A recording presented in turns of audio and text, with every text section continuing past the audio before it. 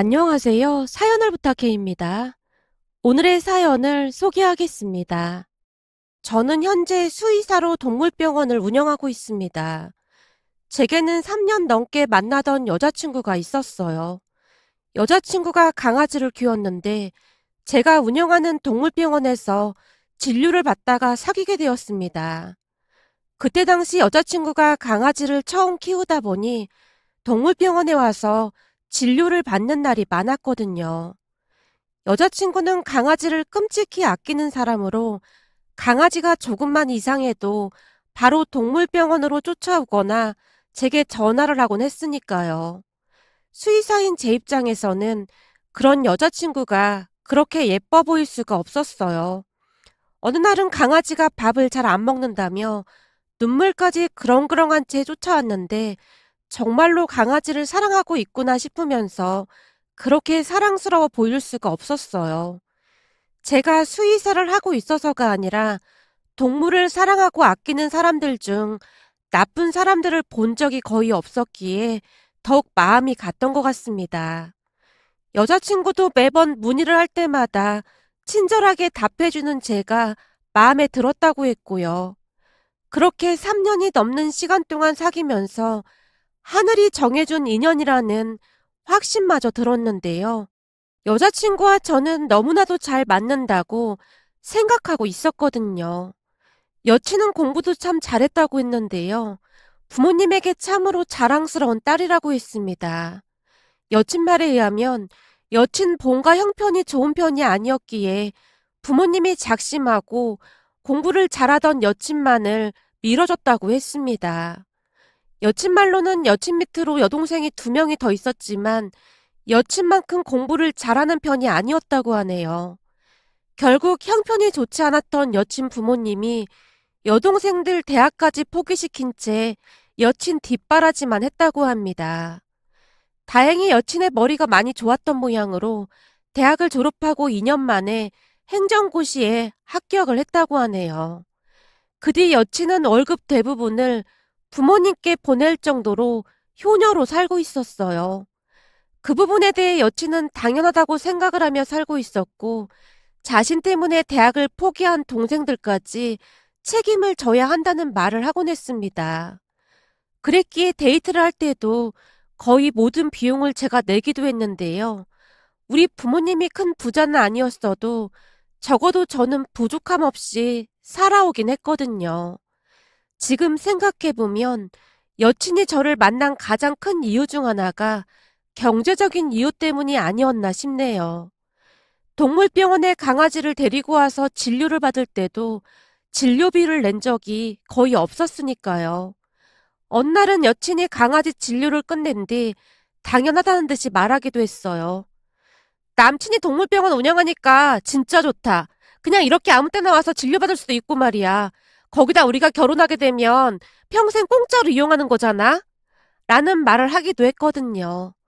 그때 당시에는 사랑하는 사람에게 그 정도는 그냥 해줄 수 있다는 생각을 하고 말았던 것 같습니다.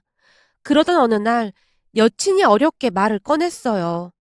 사실은 우리 부모님이 자기를 만나보고 싶어 하거든?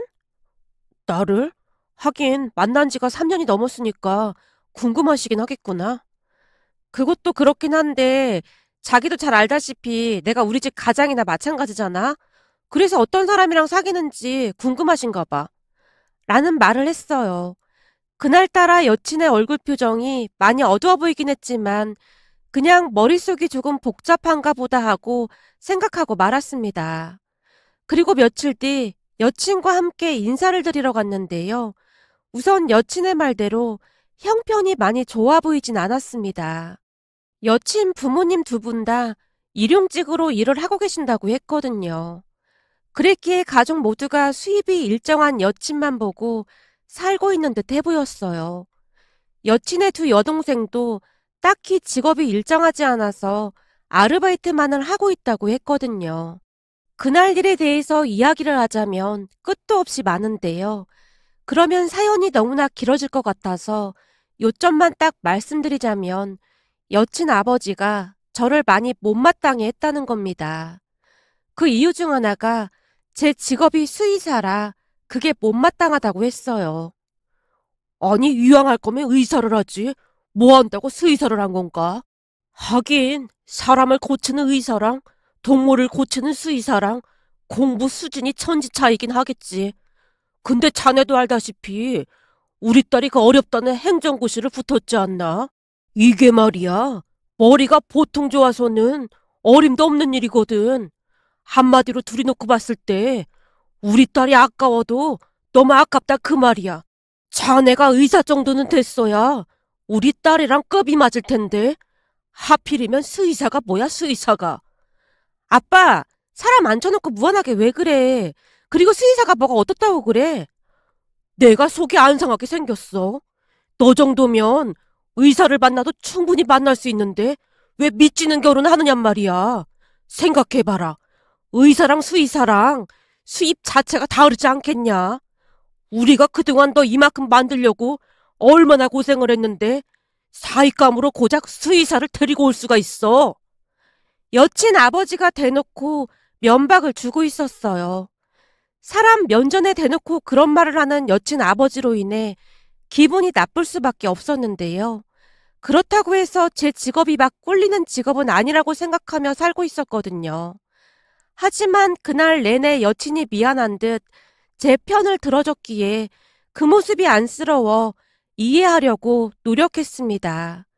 그날 집으로 돌아가던 길에 여친이 제게 진심으로 사과를 했거든요. 자기야, 진짜 미안해. 우리 부모님이 많이 배우지도 못하셨고 평생을 힘들게 사셨다 보니까 아무래도 넓게 생각하질 못하시더라고. 그치만 말투가 투박하고 그래서 그렇지 절대 나쁜 분들은 아니야. 알았어. 너무 걱정하지 마. 난 아무렇지도 않으니까. 라며 제가 오히려 여친을 위로했습니다. 그렇게 얼마 뒤 여친도 우리 집에 인사를 다녀갔고 2달쯤이 지난 어느 날 우리는 상견례를 하게 되었어요. 그런데 그날 상견례 자리가 초토화가 될 줄 누가 알았겠습니까? 상견례 자리에서 여친 가족들이 다 참석을 하겠다고 해서 우리 가족들도 다 참석하는 걸로 예약을 했습니다. 우리 가족은 부모님과 형 부부가 있거든요. 상견례 내내 가장 큰 문제가 된 것은 여친 아버지가 연거푸 술을 마셔대는 부분이었는데요. 잠시도 쉴 틈 없이 계속해서 술을 마셔댔습니다. 그 모습에 모두가 살얼음판을 걷고 있는 듯한 그런 기분이었어요. 술이 들어가면 들어갈수록 여친 아버지의 말이 거칠어지고 있었거든요. 아니, 하필이면 왜 수의사를 했느냔 말입니다. 남자가 말이야. 이왕 시작을 했으면 사람 고치는 의사가 됐어야지. 고작 동물이나 고치는 수의사가 뭐냔 말이야. 여친이 놀란 채 아버지를 제지하는 듯 해보였지만 여친 아버지의 막말은 계속되었어요. 제가 우리 딸 자랑을 하겠다는 게 아니라 다들 아시겠지만 우리 딸은 그 어렵다는 행정고시 합격을 했지 않습니까? 뭘로 봐도 우리 딸이 아까워도 너무나 아까워서 그럽니다. 우리 딸 정도면 가짜 의사 말고 진짜 의사도 만날 수 있었을 텐데 애비된 입장에서 너무 속상하네요. 근데 태민군 아버님은 무슨 일을 하고 계신가요? 여친 아버지가 우리 아버지께 단도직입적으로 묻고 있었고 그 물음에 아버지가 최대한 미소를 지으며 대답했어요. 제 직업 말씀이십니까? 사실 저도 우리 태민이랑 직업이 같습니다. 예? 직업이 같다니요? 그럼 태민군 아버님도 수의사다 그 말인 겁니까? 그렇네요. 제 직업도 수의사네요. 근데 저는 태민이랑 조금 다른 부분이 소를 중점적으로 관리하는 수의사입니다. 예? 소수의사요? 세상에 그런 것도 있나요? 그때쯤 이미 여친 아버지의 얼굴에는 비웃음이 가득해 보였는데요. 그 모습은 마치 우리 아버지를 한껏 비웃는 듯한 그런 모습이었다고 해야 할까요? 예, 다른 동물들도 보긴 하지만 소에 대해서 더 중점적으로 관리하는 수의사입니다.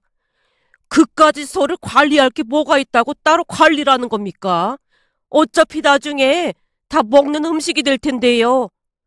아버지가 많이 당황한 모습으로 여친 아버지를 바라보다가는 다시 말했어요. 소가 출산을 하거나 하면 그런 것도 봐줘야 하고 이게 생각보다 할 일이 참 많습니다. 급하게 새벽에 뛰어나가기도 하고요. 한마디로 사람 치료하는 거나 그냥 매 한 가지로 매일매일이 바쁩니다. 뭐요? 사람이요? 그건 아니죠. 의사랑 수의사랑 어떻게 비교가 됩니까? 이제 보니 아버지가 수의사라 아들도 아버지 따라 수의사가 된 거구만요. 그러게 처음부터 아버지가 의사를 했으면 아들도 의사가 됐을 텐데 참 안타깝네요. 이래서 부모가 참 중요한 거 아니겠습니까? 술에 취해서 그랬던 것인지 여친 아버지 입에서 막말이 마구마구 쏟아져 나오고 있었어요. 그 모습에 형수님이 주먹을 꽉 움켜쥔 채 눈을 부릅뜨고 있었는데요. 엄마가 사색이 된 채 형수님의 손을 꼭 붙들고 있었습니다. 아마도 평소 형수님의 성격을 잘 알고 있던 엄마가 형수님을 말리려고 안간힘을 쓰고 있는 듯 해 보였어요. 그리고 만약 여친 아버지가 그쯤에서 막말을 멈췄다면 아마도 다른 결과가 나오지 않았을까 싶기도 했는데요. 그 이후로도 여친 아버지의 막말은 계속되었어요. 제가 듣자하니 태민이가 분당 쪽에 집을 하나 사둔 게 있다고 들었습니다만 그걸 신혼집으로 주실 생각이시라고요? 아, 네. 아주 오래전에 사놓긴 했는데 분당 정도면 살기 괜찮을 것 같아서요. 그게 바로 문제라는 겁니다. 분당이란 동네가 어차피 경기도에 있는 동네 아닙니까? 경기도랑 서울은 레벨 자체가 다르죠. 이래서 제가 수의사가 마음에 안 든다고 하는 겁니다. 만약 수의사가 아니라 의사였다면 서울에 집 하나쯤이야 그냥 우습게 살 수도 있었을 텐데 하필이면 경기도가 뭡니까 경기도가. 우리 딸이 행정고시를 합격한 사람인데 아무리 그래도 경기도에 집을 마련해주는 건 아니지 않습니까? 그러게 왜 하필 수의사를 만나가지고는 이게 어디 가서 말하기도 무진장 쪽팔리다 그 말입니다. 생각해보세요. 사람들이 우리 딸 보고 뭐하냐고 물어보기도 하는데 행정고시 합격했습니다 라고 말하면 다들 눈이 휘둥그레진다 그 말입니다. 근데 사위는 뭐하는 사람이냐고 물어보면 개나 고치고 있다고 말해야 하는데 아무리 생각해봐도 행정고시 합격한 우리 딸이랑 급이 안 맞는다 그 말입니다. 여친 아버지 입에서 그 말이 튀어나오고야 말았습니다. 그 바람에 더 이상 참지 못하겠다는 듯이 형수님이 자리에서 벌떡 일어났어요. 저기 말씀 중에 정말 죄송합니다만 제가 한 말씀 드려도 될까요? 역시나 동물 고치는 집안이라 그런가? 예의가 없어도 너무 없네. 어디 나이도 새파랗게 젊은 사람이 어른들 말하는데 끼어들어. 여친 아버지가 고개를 돌려 중얼거리듯 말하고 있었는데요. 그 말에 형수님이 더욱 이성을 잃고 말았어요. 아무리 그래도 말씀이 좀 지나치신 것 같습니다. 수의사가 어디가 어떻다고 그런 말씀을 하시는 거죠? 거참 어디서 여자가 시끄럽게 앵앵거리고 있어. 당연히 의사랑 수의사랑 비교 자체가 안 되잖소. 그러는 형수 직업은 뭔데 발끈하는 겁니까? 저는 고등학교 수학 선생님입니다. 아, 그럼 임용고시를 합격했겠구만요. 이게 또 임용고시랑 행정고시는 레벨 자체가 달라도 너무 다르죠. 이 행정고시는 아무나 합격하는 게 아니다 그 말입니다. 여친 아버지의 입에서 쉴 새 없이 막말이 쏟아져 나오고 있었고 그 말을 듣던 형수님이 바로 맞받아치고 있었는데요. 그럼 판사나 검사가 되지 뭐 한다고 행정고시를 봤을까요? 뭐요? 당신 말 다 했어? 그렇잖아요. 의사랑 수의사가 비교도 안 된다고 하셨는데 판검사랑 행정고시랑도 비교 자체가 불가하잖아요. 유양할 거면 판사 검사를 하지 왜 모양 빠지는 행정고시를 봤을까요? 그리고 다은 씨 아버님은 직업이 어떻게 되세요? 내 직업은 알아서 뭐하게. 아니 다은 씨 아버님께서 계속해서 수의사를 비하하시길래 저는 무슨 판검사쯤은 대신해서 여쭤보는 겁니다. 근데 대체 직업이 뭐시길래 이토록 무례하게 행동하시는 건지 궁금해서요. 형수님이 여친 아버지의 얼굴을 뚫어져라 바라보고 있었는데요. 엄마가 그런 형수님을 말리려고 안간힘을 쓰고 있었어요. 하지만 형수님의 눈은 이미 이성을 잃은 듯 해보였고 형수님이 계속해서 여친 아버지를 몰아붙이고 있었어요. 죄송한데 직업이 어떻게 되시죠? 거참 남의 직업은 알아서 뭐 하려고 자꾸 묻는 거요? 직업은 다은 씨 아버님께서 먼저 물어보셨잖아요. 혹시 판사 검사쯤은 되시나 봅니다. 형수님이 작정한 듯 다시 물었는데요. 여친 아버지가 대답 대신 급히 술을 벌컥벌컥 마셔대고 있었어요. 그런데 그때 당시 제가 왜 그랬는지는 잘 모르겠지만 제 입에서 한마디가 툭 하고 튀어나오고 말았습니다. 직업 딱히 없으세요. 그냥 일 생길 때마다 하신다고 알고 있습니다. 네? 그런데 우리 아버님 직업에 대해 그렇게나 비하 발언을 하신 겁니까? 형수님이 기가 막히다는 듯이 여친 아버지를 바라봤는데요. 내가 직업이 없긴 해 없어. 내가 원래 능력이 아주 뛰어난 사람이라 일을 골라서 하는 것뿐이야. 알지도 못하고 어디서 함부로 말하고 있어. 안 되겠다. 태민이 너랑 우리 딸 결혼 못 시키겠다. 어디서 감히 그따위로 말을 하고 있어. 여친 아버지가 금방이라도 제게 달려들 듯 몸을 들썩들썩 하고 있었는데요. 그때쯤 여친의 표정도 울상이 되어 있었습니다. 원망 가득한 눈빛으로 저를 있는 대로 노려보고 있었거든요. 그렇게 상견례는 난장판이 되고 말았습니다. 그 모습에 아버지가 자리에서 벌떡 일어나셨는데요. 아무래도 이 결혼은 물 건너간 것 같은데 다들 그만 일어납시다. 다은이 아버님, 따님 사위감으로 수의사가 아니라 꼭 의사 사위 보기를 기원하겠습니다. 태민이 너도 그만 일어나거라. 라며 아버지가 성큼성큼 밖으로 걸어나가고 계셨어요. 그 바람에 가족 모두가 아버지를 따라 나섰고요. 잠시 후 집에 들어서던 형수님이 쭈뼛쭈뼛거리며 작은 방으로 숨는 듯 했는데요. 엄마가 형수님을 불러 세웠어요. 너 내가 성질 좀 죽이라고 몇 번이나 말했어. 너 설마 학교에서 학부모들이랑도 그렇게 막 싸우는 거 아니지? 어머님, 제가 아무 때나 그냥 막 싸우는 건 아니고요. 아까 어머님도 보셨잖아요. 다른 사람도 아니고 아버님을 막 무시하는데 그걸 어떻게 참고 있어요? 명색이 제가 김씨 집안 맏며느리인데 그냥 참고 있을 수만 없는 거잖아요. 저도 웬만하면 안 그러려고 했다니까요. 사실 진짜 많이 참았어요. 어머님이 속으로 10번은 참으라겠어. 진짜로 그랬다니까요. 그 순간 아버지가 조용히 입을 열었어요. 됐다. 너 잘못한 거 하나 없다. 나도 열불이 터져서 혼났거든. 사람들이 예의가 없어서 너무 없더구나. 그나마 네가 그래줘서 사이다를 10병은 마신 기분이었어. 그렇죠, 아버님. 다른 사람도 아니고 아버님에 대해 막 함부로 말해서 제 눈이 돌아간 거라니까요. 사실 어머님, 아버님 그리고 이 사람까지 싫은 소리 한마디도 잘 못하시는 분들이잖아요. 그러니 제가 나설 수밖에요. 전에 어떤 스님도 그렇게 말했잖아요. 며느리가 어디 가서 허튼 소리 하고 다닌 사람은 아니라고요. 암튼 무리를 일으킨 점은 진심으로 반성하고 있습니다. 라며 형수님이 허리를 숙여 부모님께 사과를 했어요. 그리고는 제게도 사과를 했는데요. 도련님한테도 정말 죄송합니다. 아닙니다. 형수님 틀린 말 한 거 하나 없는걸요. 오늘 가만히 생각해보니 제가 그냥 호구였던 것 같아요. 눈에 콩깍지가 씌어서 정신을 못 차리고 있었던 것 같습니다. 제가 오히려 가족 모두에게 죄송할 뿐입니다. 제가 눈물까지 그렁그렁한 채 가족들을 둘러보고 있었는데요. 됐다. 이왕 이렇게 된 거 하늘이 도왔다고 생각하고 넌 앞으로 여자친구 사귀기 전에 네 형수한테 검열부터 받아. 저런 집구석의 사이로 들어갔다가 네 인생 나락으로 떨어질 뻔했어 이거사. 아버지가 그 말만을 할 뿐이었어요. 그때 당시에는 아버지의 그 말이 어찌나 고마웠는지 모르겠네요. 그런데 아직도 사태 파악이 안 되었던 것인지 전 여친이 전화로 제게 마구마구 쏟아내기도 했습니다. 그 자리에서 우리 아빠 직업에 대해 어떻게 그런 식으로 말할 수가 있어? 그동안 내가 사람을 잘못 봤던 거구나. 진짜 실망했어. 그리고 자기네 형수는 어쩜 그렇게 싸가지가 없을 수가 있어? 아무리 그래도 우리 아빠가 어른인데 그런 식으로 말을 할 수가 있냔 말이야.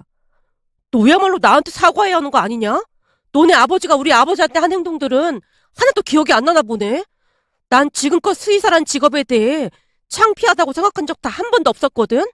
근데 너네 아버지 생각은 참 창의적이시더라.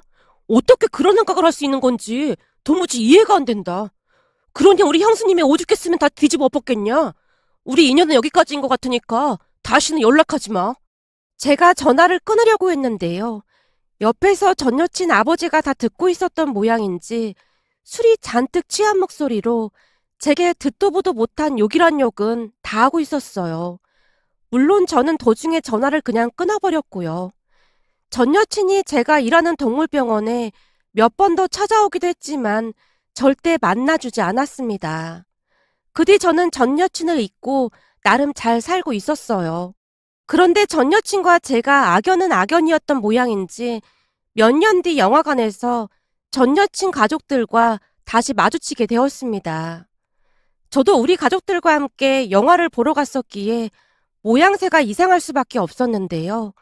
다들 놀란 채 눈만 꿈뻑이고 있었으니까요. 문제는 제 모습을 보자마자 전 여친 엄마가 제게 급히 묻는 게 아니겠어요? 세상에나, 우리가 인연은 인연인가 보네. 어쩜 이런 우연이 다 있을까나? 딱 보니까 아직 결혼도 안 한 것 같은데 우리 다은이랑 다시 잘해볼 생각 없어? 그때 분당에 아파트 가지고 있다고 했는데 지금 그거 엄청 올랐겠다. 그지? 내가 그때는 그 동네를 잘 몰라서 그랬었는데 거기가 천당 밑에 분당이라는 그런 곳이라며? 아니 진작 얘기를 하지 그랬어. 사실 나는 그때 태수 자네가 맘에 쏙 들었었거든.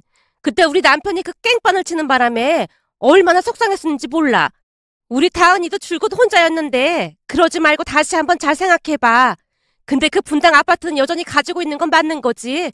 평수도 꽤 크다고 들었었는데. 라며 잔뜩 기대하는 표정으로 제 눈치를 보고 있었어요. 그 순간 역시나 형수님이 전 여친 엄마의 말을 맞받아쳤습니다. 당연하죠. 지금 그 아파트가 엄청 오르긴 했더라고요. 그리고 우리 도련님 곧 결혼하니까 말도 안 되는 소리 좀 하지 마시죠. 같은 수의사랑 곧 결혼할 예정입니다. 아가씨도 아주 똑부러지고 양심도 있어서 데이트하면 더치페이도 하고 이번에는 결혼도 반반 결혼식 하거든요. 우리 쪽에서 다 부담하겠다고 하는데도 예비동서 부모님께서 귀한 딸 결혼시키는데 그럴 수 있겠냐며 똑같이 반반하기로 했습니다.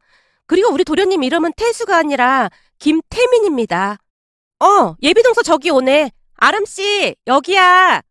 형수님이 손을 번쩍 들고 있었는데요. 여자친구 아름이가 걸어오는 모습을 보고는 전 여친 가족들이 잔뜩 구겨진 얼굴로 급히 자리를 뜨고 있었어요. 얼마나 개념이 없으면 그럴 수가 있는 것인지 도무지 이해가 되질 않았습니다. 그러던 어느 날 한참 결혼 준비로 바쁘게 하루하루를 보내고 있었어요.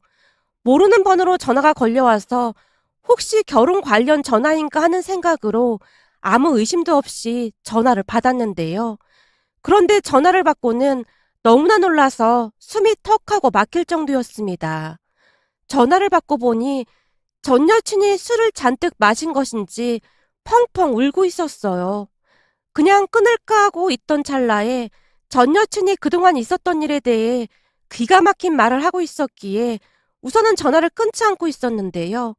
전 여친 말에 의하면 저와 헤어지고 계속해서 선을 보다가 지방대 의대를 나온 남자와 한 3달가량 만나다가 결혼 준비를 하고 있었다고 합니다.